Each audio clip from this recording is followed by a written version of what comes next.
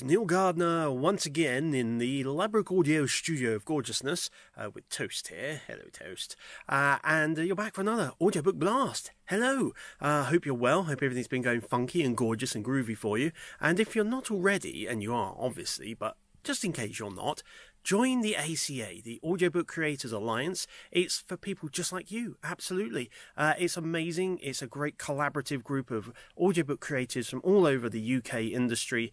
No matter who you are, no matter what job you do, to help us create an audiobook, get involved, join up, add your voice, and help us raise up all of our voices together. So that's a wonderful thing to do. So what's today's topic? It's a quick, fast, furious one. To be honest, come here. I want to talk about sex. Yeah, I really do. Sex. Okay.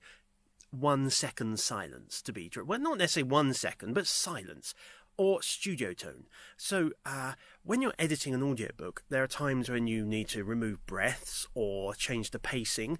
Sometimes you might need to speed up or slow down, add some gaps. There'll be breaks, those line breaks, and sometimes you need to put like 3 second silence in there. And of course, at the top and tail of every file, your client will have supplied you with some specs. So if it's audible, for example, then we want 1 second silence at the very start of a file and 2 second silence at the very end of a file, and so on and so forth. Now, you can generate silence in any DAW, but that's digital silence. It's exactly zero. It's infinity low. It doesn't get any lower, to be honest with you. None more lower than that. Not really the best thing, because everything else you've recorded is in your booth, your studio, wherever it is you've recorded, and that has a natural tone to it. Now, if you've never noticed this before, set up your booth, set up your recording, then get out of your booth, close the door and record 30 seconds, and go back and have a listen. What you'll notice is that it's not perfectly, infinitely silent. There'll be something there, normally somewhere around the sort of minus 70 decibels range, and that's your natural sound of your booth, your studio, your room, whatever.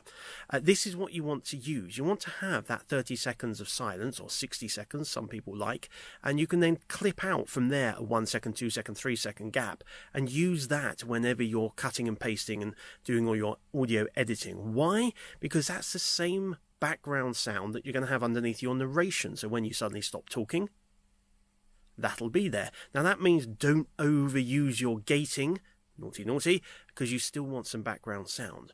And it's a very good idea to use that rather than digital silence. Otherwise, you'll kind of get this cliff edge effect where you'll have an edit after a bit of speech and it'll suddenly go sort of like that. Not with that sound, obviously, it'll be silent. So it's a very good idea to get into the habit of generating studio tone. We tend to do it here. Every now and again, we create a new studio tone every month or so. Very, very good engineers and producers will do it every single job. But we've got quite a static sound here. It's quite basic. It doesn't really change very often, so we tend not to need to do it too often.